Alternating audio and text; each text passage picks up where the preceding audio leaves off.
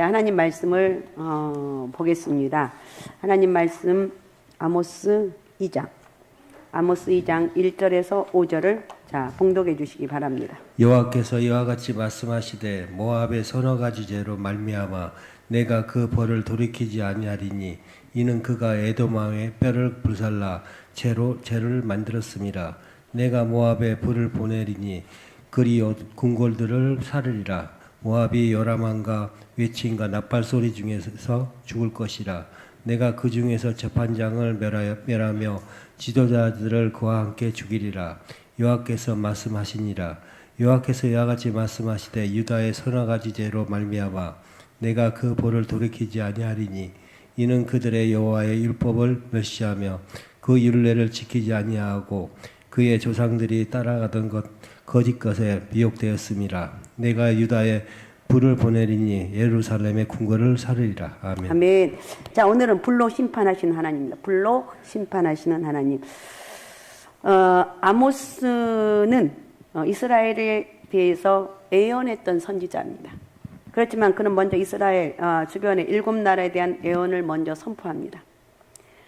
이 7나라는 제가 1장을 이렇게 쭉 하다가 보니까 다 이게 7나라에 대한 예언입니다. 그래서 2장으로 넘어왔는데 7나라는 이스라엘을 둘러싸고 있는 나라들이에요. 아모스는 이스라엘 주변 나라의 죄악과 그에 대한 하나님의 심판을 외치면서 그 핵심이 이스라엘을 향하여 접근해 가고 있어요. 마치 그 주변으로부터 시작되어 점점 안으로 들어가면서 이스라엘을 더 이상 옴짝달싹이 뭔지로 아시죠? 옴짝달싹 못하게 하려는 그런 수법을 보여주고 있습니다. 소용돌이가 안으로 몰아치는 그런 모습입니다. 이를 통해서 우리는 우리가 믿는 하나님 어떤 분이, 오늘 말씀을 통해서 내가 믿는 하나님 어떤 분인가, 그리고 하나님 나에게 대한 기대가 어떤 것인가요? 이 세상을 바라보며 하나님의 기대가 무엇인가를 깨닫게 됩니다. 무엇보다 하나님은 역사의 하나님이셔요. 내 개인의 문제, 우리는 내 개인의 문제가 가장 커 보이잖아요. 다른 사람 문제는 문제가 아니야. 내 문제가, 개인의 문제가 커 보입니다. 내 개인의 문제, 내 상한 감정. 나 누구 때문에 시험 들었어. 나 저 사람 보기 싫어도 교회 안 나와. 이게 내 상한 감정이 있기 때문에 그런 거예요. 그래서 내 개인의 문제, 내 감정의 문제, 내 상한 감정의 문제, 또 나의 거룩함, 교회의 성교와 부흥에만 관여하는 분이 아니라는 거예요. 그분은 역사의 하나님의 뜻이 실현되기를 원하시는 역사의 주님이라는 거예요. 그래서 우리 하나님은 이스라엘만의 하나님이 될 수가 없어요. 하나님은 교회 안에만 갇혀 계신 하나님이 아니라는 거예요. 우리 하나님 온 우주와 역사를 다스리는 분입니다. 정의 하나님은 이스라엘에만 정의를 원하는 것이 아니라 세상 모든 나라가 정의롭기를 원합니다. 하나님은 이스라엘만을 사랑하는 것이 아니라 자기가 만드신 모든 피조물들을 사랑합니다. 믿습니까? 다 사랑해요. 여호와 하나님이 이스라엘만을 사랑하고 이스라엘만을 다스린다는 편견을 깨뜨리고 있는 것으로 깨뜨리는 대표적인 선지자가 바로 요나서예요. 느니웨에 악독이 가득 찼고 곧 심판이 임박했음을 전하는 하나님의 말씀을 거역하고 요나는 다시스로 도망합니다. 이스라엘의 원수였던 아수르가 제약 가운데서, 아수르의 수도가 느니웨입니다. 제약 가운데 그대로 망하기를 원해서였어요. 근데 요나는 물고기 뱃속에 갇히게 되고 결국 돌이켜 느니웨에 가서 40일이 지나면 느니웨가 망하게 될 것이라고 외칩니다. 너희도 회개하지 않으면 멸망할 거야. 40일이 지나면 너희는 망할 거야. 수도 없이 외칩니다. 그런데 이 회개의 외침을 듣고 니네 왕으로부터 짐승까지 금식하고 회개하고 심판을 결국은 면하게 됩니다. 이 모습을 보고 화가 난 요나가 박넝쿨 아래서 하나님께 정말 니네를 망하지 않게 하시는가 지켜보겠다고 하고 앉아있어. 어쩌면 이럴 수가 있어. 저것들 망해야 되는데. 이게 우리들의 모습이에요. 그런데 벌레가 이제 박넝쿨에 앉아서 시원하다 좋다고 있는데 벌레가 박넝쿨을 다 먹어버린 바람에 햇빛을 그대로 받게 된 요나가 죽을 지경이 되자 자기를 차라리 죽여달라고 하나님께 요청합니다. 그때 하나님께서 이렇게 말하죠. 요나 4장 10절 11절에 보면 여호와께서 이르시되 내가 수고도 아니하였고 재배도 아니하였고 하룻밤에 났다가 하룻밤에 말라버린 이 박넝쿨을 아꼈거든. 하물며 이 큰 성읍 느네에는 사울을 분별하지 못하는 자가 12만 명이고 가축도 많이 있나니 내가 어찌 아끼지 아니하겠느냐. 이렇게 말해요. 하나님은 그 해와 비를 선인이나 악인이나 모두에게 내리시는 분이십니다. 모두가 구원받기를 원하고 모두가 하나님의 뜻을 행하며 사시길 원하는 거예요. 이스라엘은 하나님이 자기 민족만을 위하신다는 생각을 깨는데 굉장히 오랜 시간이 걸립니다. 오늘 우리들도 하나님 우리 교회만 가두어지지 않는지 내 하나님이야. 맞습니다. 내 하나님. 정말 힘들 때 내 하나님. 나와 함께 하신 하나님. 내 상한 마음과 갈등을 해결해 주신 하나님. 이 맞아요. 맞아요. 근데 거기에 딱 가둬두면 안 된다는 거예요. 오늘 우리는 우리 상갈성함께 하나님으로만 가둬두면 안 된다는 거예요. 교회를 사랑하신 하나님은 동일하게 세상도 사랑하시는 거예요. 교회가 거룩하고 바르게 살기를 원하시는 것처럼 세상 또한 그러기를 원하는 거예요. 교회는 이런 하나님의 뜻에 순종해서 하나님의 뜻을 이루도록 힘쓰는 것이 본질입니다. 아모스는 7나라의 제약을 쭉 열거합니다. 1장에서부터. 그들의 서너 가지 제약이라고 말하고 있는데 지난주에도 말씀드렸듯이 서너 가지라고 하는 것은 많다는 의미거나 셋과 넷을 합하면 7이 되니 완전한 제의 수치를 의미한다고 그랬습니다. 아모스는 가득 찬 제약들 중에서 각 나라마다 한 가지 제약들만 언급합니다. 많지만 대표적인 한 가지만 언급해요.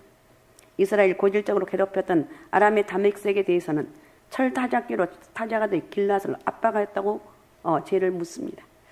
요즘식으로 말하면 불도저와 탱크로 사람들을 깔아뭉갠 것과 같은 잔인함을 책망하신 거예요. 길랏은 요단강 동편의 이스라엘 땅입니다. 이것을 정복하고는 그 주민들을 잔인하게 몰살시켰어요. 블레셋의 중심도시인 가사에 대해서는 그들이 사로잡힌 포로를 에돔에 팔아넘긴 비인도적인 행위에 대해서 죄를 묻습니다.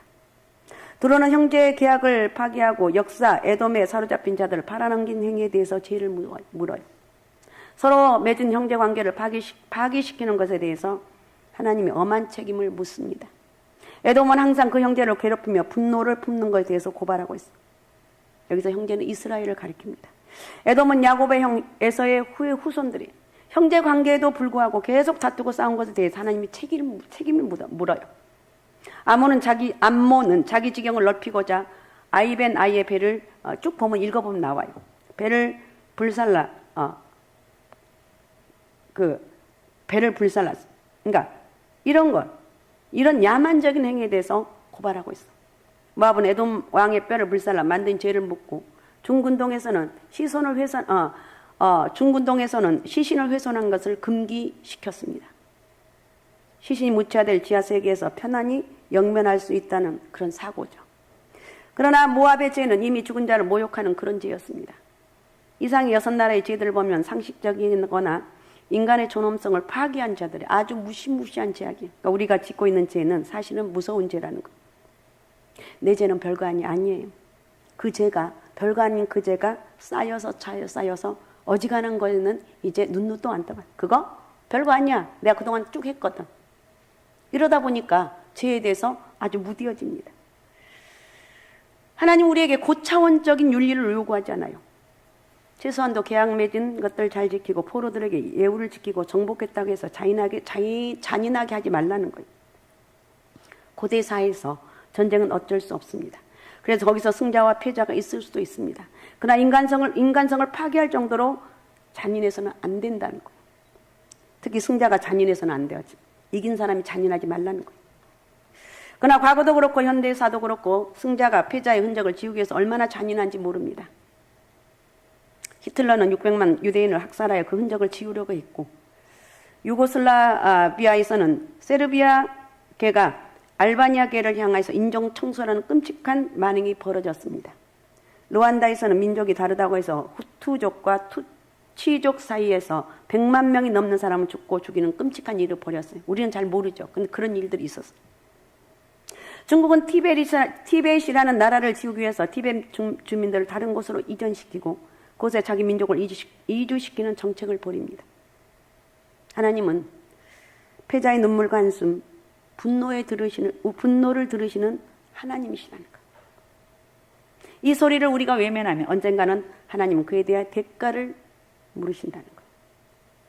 이왕이면 우리는 너무 악하면 안 돼요. 요즘 악해졌는데 우리는 악하지 말고 정직하게 믿음으로 살고, 제가 혹시 그동안 있다면 그걸 다 회개하고 하나님이 주신 힘으로 살아갑시다. 승자가 패자에 대해서 아랑을 베풀며 인도주의적인 모습을 보이면 평화라는 선물을 얻게 되는 거예요. 또는 억압하고 모욕을 주게 되면 저항이 끝이 없고 결국 자기들도 동일한 모욕을 당한다는 것. 승자가 패자에게 인간적인 존중과 아랑을 베풀어 화합과 발전의 길을 열었던 것이 바로 미국의 남북전쟁이라고 말할 수 있습니다. 남북전쟁은 미국 역사상 가장 많은 미군들이 죽었던 전쟁이라고 합니다. 2차 세계대전이 큰 전쟁이라고 하지만 그때 죽었던 미군 전사자가 약 39만 명. 그렇게 지금 말하면 아주 많은 사람이 아니라는 거예요. 남북전쟁 당시의 전사자 약 65만 명이래요. 19세기의 재래식 무기의 성능에 비하면 엄청난 희생이라고 합니다.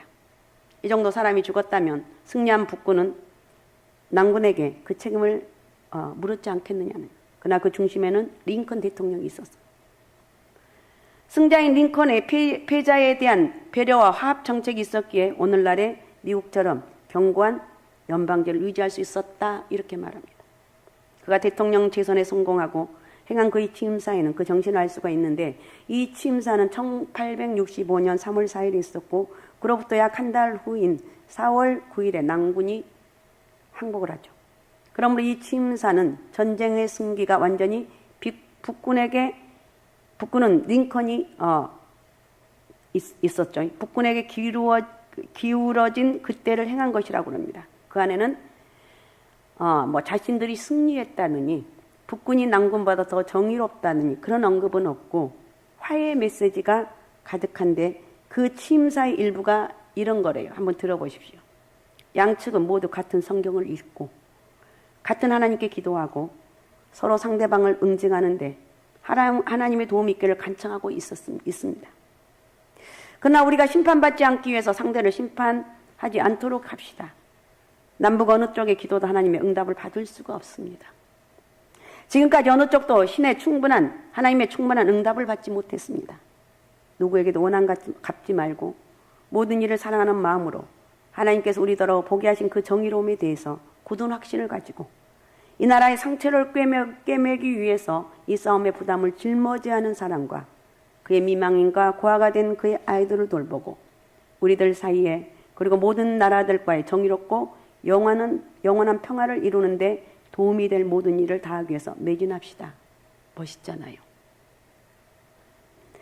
1865년 4월 9일에 패배한 남군의 리 장군이 패배했습니다. 승리한 북군의 그랜트 장군에게 항복 문서에 서명하기 위해서 코트 하우스에 나타납니다. 보통 패장에게는 리 장군의 온갖 수치를 안겨주고 항복에 대한 대가로 엄청난 배상들을 요구하는데 그러나 리 장군은 북군으로부터 장군으로서 예우를 다 받았고 항복 조건도 너무나 간단했습니다. 단지 연방 정부에 대한 북군에 대한 무력으로 대항하지 않겠다는 서약 단 하나뿐이었어요. 그래서 리 장군은 패장의 표시로 자신의 칼을 승장 그랜트에게 바치려고 했으나 그랜트는 그것도 거부합니다. 북군이 승리하던 날 축포조차 쏘지 않았어요. 기쁨이나 승자의 오만함이 없었어요. 남북전쟁 후에 반란군 총사령관이었던 리 장군과 남부 동맹의 대통령인 반란수계 제퍼슨 데이비스는 어떻게 나중에 되었을까요? 놀랍게도 리 장군은 아무런 처벌도 받지 않은 채 고향 버지니아로 돌아가서 이후 대학 총장으로 공직하면서 평온한 여생을 보냈다고 합니다. 우리나라 가면 있을 수 없는 일이죠. 제퍼슨 데이비스는 체포 구금되기는 했지만 단지 2년의 감옥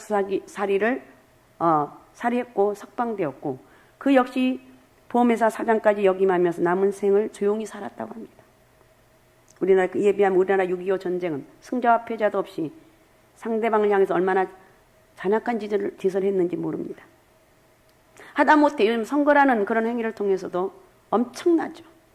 그리고 그동안 쭉 보면 선거를 통해서도 승리한 자가 패배한 자의 권리를 얼마나 무시하고 모욕을 주는 일이 자주 발생하는지 모릅니다. 그래서 화합을 이룰 수 없다 이렇게 결론 지을 수가 있어요. 우리는 나라 민족을 해서 내가 할 수 있는 것은 기도죠. 기도의 은혜가 우리 가운데 있을 줄로 믿습니다. 왜 기도해야 되고 왜 우리가 화합을 해야 되는가? 분노와 원한이 쌓이면 결국 자신도 동일하게 당한다는 거예요. 그래서 하나님 방법이 옳아요. 하나님은 승자와 패자에 대해서 잔인하게 대하시는 것을 결코 용서하지 않아요. 그건 단순히 심판하시기 위해서가 아니에요. 나라가 평화롭기 위해서 어떻게 해야 될지를 보여주기 위한 것입니다. 가난한 자, 약자, 패자의 부르짖는 소리를 들으시는 것이 하나님의 정의예요. 정의의 귀를 기울일 때 나라와 민족이 평안하다. 우리가 이런 말씀을 보면서 이 나라가 평안해야 되지 않겠습니까? 우리가 할 일은 기도하는 거. 하나님 이 나라의 민족에 평안을 주옵소서.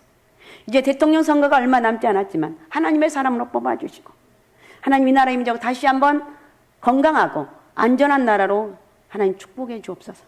우리가 할 건 기도예요. 그런데 어떻든 이웃 6나라의 죄를 물으실 때와 유다에 대해서 죄를 물으실 땐 그 기준이 다릅니다. 유다에 대해서는 한 가지 기준이 추가되는데 자 4절을 한번 읽어주시기 바랍니다. 4절. 여호와께서 이와 같이 말씀하시되 유다의 서너 가지 죄로 말미암아 내가 그 벌을 돌이키지 아니하리니 이는 그들이 여호와의 율법을 멸시하며 그 율례를 지키지 아니하고 그의 조상들이 따라가던 거짓 것에 미혹되었습니다. 아멘. 네, 유다는 일반적인 죄뿐만 아니라 하나님 율법을 지키지 않는 죄에 대해서 하나님 묻고 있어요. 율법을 멸시했다. 율례를 지키지 않았다.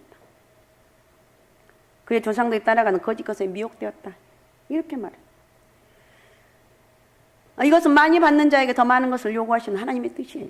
세상은 몰라서 그렇지만 유다는 하나님의 확실한 뜻을 알고 있습니다. 그런데로 죄를 저지른다는 것은 그만큼 더 무거운 심판을 받게 되는 거예요.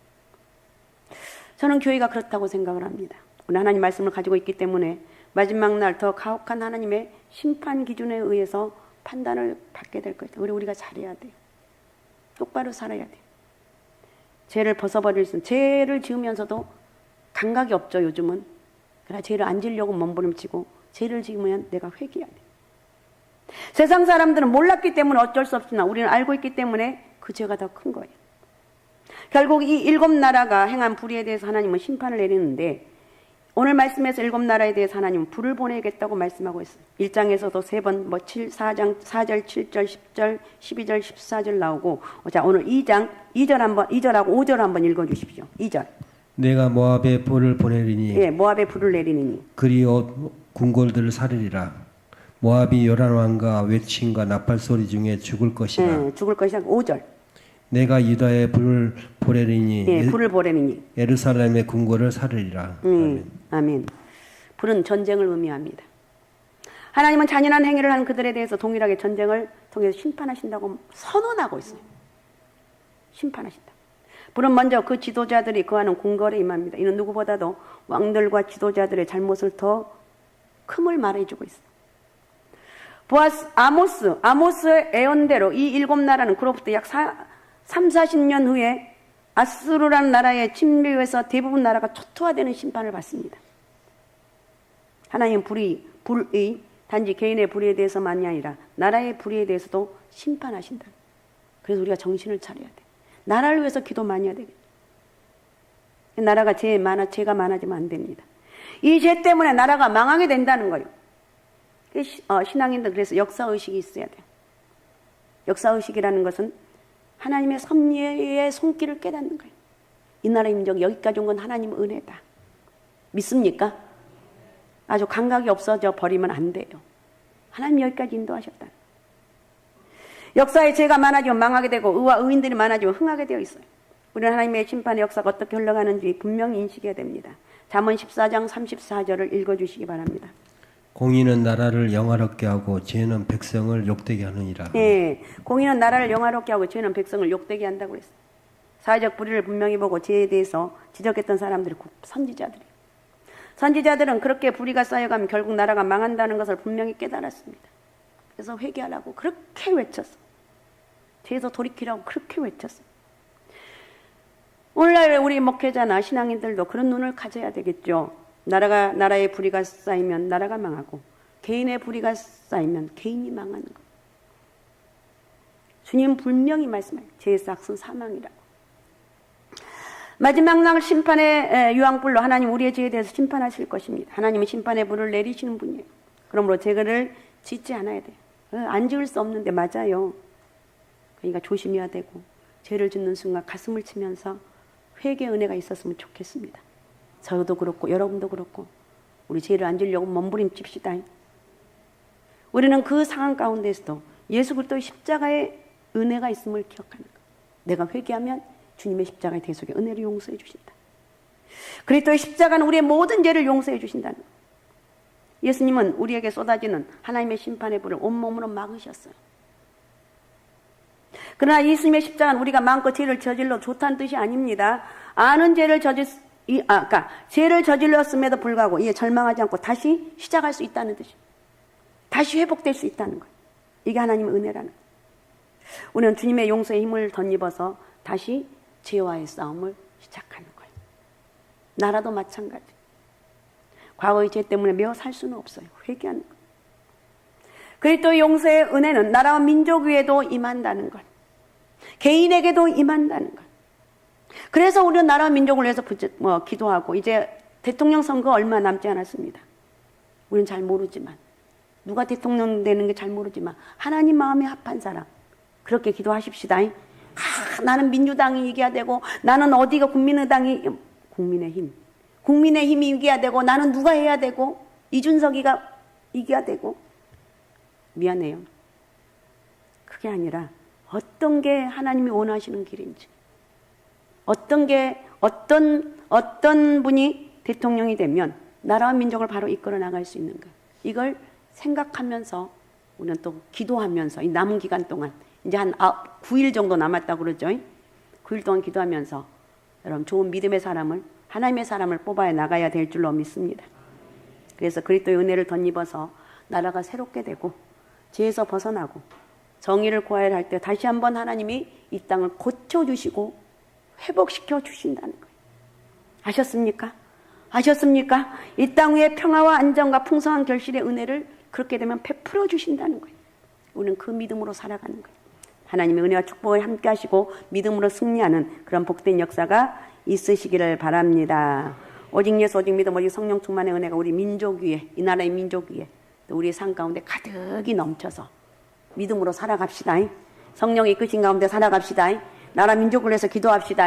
내일부터 저기 대통령 선거 있을 때까지 새벽 예배 다 나와요. 안 나온 사람 손 들어봐요. 안 나올 사람은 다 나와요. 다 나와요. 다 나와요. 나와서 기도해요. 나라를 위해서 기도해요. 결국 나라를 위해 기도한 게 나를 위해서 기도하는 거예요. 제가 내일 보겠어요. 고 목사님한테 물어보겠어요. 누구 안 나왔냐? 전진아 안 나왔냐? 하여튼 다 나오셔서 기도가 답이다. 조금 다른 거 부족해도 기도하면 하나님이 이끌어 주시고 해결해 주신다는 거예요. 나라 민족을 위해서 우리가 기도해야지 누가 기도하겠느냐는 거예요. 그래요, 안 그래요? 다른 사람 다 나라를 정죄하고 판단하지만 우리는 그런 가운데서 하나님 이 나라 이 민족을 지켜 주옵소서. 이 나라 이 민족을 보존하여 주옵소서. 이 용인 이곳에서 작은 곳에서 이렇게 우리가 부르짖어 기도할 때 하나님은 신실한 믿음의 한 사람의 그 기도를 들어주시고 하나님 나라 민족에게 복을 주실 줄로 믿습니다. 믿음으로 승리합시다. 내일부터 열심히 특세라는 그런 개념으로 올라서 기도합시다. 기도합시다. 네, 기도해요. 기도가 답이다. 기도가 답이다. 하나님 은혜와 축복이 함께하는 그런 이 나라의 민족이 되고 우리 교회가 되고 여러분들의 삶이 되시길 바랍니다. 자, 우리 시간 같이 기도하겠습니다. 하나님, 오늘 말씀을 통해서 심판하신 하나님에 대해서 두려운 마음으로 받았습니다. 우리는 죄를 안 지을 수 없지만 죄를 지으면서 날마다 회개하고 죄를 두려워할 수 있는 우리 주님이 모든 죄값을 치르기 위해서 십자가에 못 박혀 돌아가셨는데 이제 그런 사실도 무뎌져 가고 있습니다. 하나님 은혜가 무뎌지지 않게 도와주시고 믿음으로 오직 예수로 살아가기에 부족함이 없도록 인도하여 주옵소서. 죄 악독과 저주가 다 떠나게 도와주시며 하나님 은혜와 능력이 많은 축복의 역사가 있게 도와주옵소서. 자, 우리 시간 주여 세 번 부르고 같이 통성으로 같이 기도하겠습니다. 주여 주여 주여. 전능하시고 살아 역사하신 아버지 고맙습니다. 아버지, 오늘 또 하나님 이 나라 이 민족에 하나님의 은혜를 더하여 주시고 이 땅을 고치신 하나님을 찬양합니다. 이 땅의 평화와 안정과 풍성한 결실의 은혜를 아버지와 마음껏 허락해 주시고 믿음으로 승리하는 역사가 있길 원합니다. 주여 이 나라의 민족의 은혜를 부어주옵소서. 대통령 선거를 기억하여 주시고 하나님 마음에 합한 사람 다시 한번 이 나라의 민족 회복의 역사가 있게 도와주시고 예수가 답이고 예수가 능력이고 예수가 축복이라는 믿지 않게 도와주시고 우리가 죄와 악독을 벗어버리게 도와주시고 하나님 아버지 주신 축으로 살아갈 수 있는 영적 은혜를 허락하여 주옵소서. 죄를 축복하여 주옵소서. 죄의 삶을 능력으로 허락하여 주옵소서. 아버지 예수 그리스도의 권세가 임하게 도와주옵소서. 하늘문을 활짝 열어주시고 우리 하나님 은혜와 능력으로 죄를 막고 축복하여 주시고 우리는 나라 민족을 위해서 기도하고 대통령 선거를 위해서 기도하고 하나님의 역사가 일어나기를 위해서 기도합니다. 하나님 나라 민족을 축복하여 주시고 하나님 은혜 안에 갈 수 있는 이 나라의 민족이 되게 도와주옵소서. 죄로 망한 나라가 아니라 하나님 역사로 흥하는 나라가 될 수 있도록 아버지 역사하시고 영광 받아 주옵소서. 축복하시고 은혜를 더하여 주옵소서. 우리 하나님 은혜를 만만 감사합니다. 오늘도 우리를 사랑하여 주시고 아버지 하나님 오늘 또 밤 예배에 올라와서 주님 앞에 부르짖어 기도하게 하신 아버지 고맙습니다. 불로 심판하신 하나님에 대해서 살펴보게 하신 아버지 하나님, 아버지 하나님 예수 그리스도의 은혜로 우리를 구원하여 주신 아버지 하나님, 우리는 아버지 하나님 그 은혜에 너무나 감사하지만 우리는 아버지 죄를 안 지으려고 몸부림치게 도와주시고 죄를 이길 수 있는 영적 힘을 허락하여 주시옵소서. 이 나라의 민족을 축복하여 주시옵소서. 대통령 선거 이제 9일 남았는데 하나님 마음이 아픈 사람 뽑아주셔서 아버지 나라의 민족이 다시 한번 아버지 은혜가 회복되게 도와주시고 성령의 역사가 회복되게 도와주시고 다시 한번 죄의 악독과 어둠이 떠나게 도와주시며 하나님의 치료와 회복의 역사가 있게 도와주시옵소서. 어둠아 물러갈지어다. 하나님 은혜와 이미 아버지의 능력이 이 나라 이 민족에 임하길 원합니다. 다시 한번 이 나라의 민족에 기여를 허락하여 주시고 성령이 이끌어가는 나라가 되길 원하오니 우리 하나님 축복하시고 역사하여 주옵소서. 고맙습니다. 감사합니다. 저희를 축복합니다. 한 주간도 승리하게 도와주시고 기도가 답이고 기도가 능력이라는 것을 믿음으로 아버지 하나며 선포하며 살아갈 수 있는 저희들 삶 되게 도와주옵소서. 감사합니다. 축복합니다. 살아계신 예수님의 이름으로 기도하옵나이다. 아멘. 하늘에 계신 우리 아버지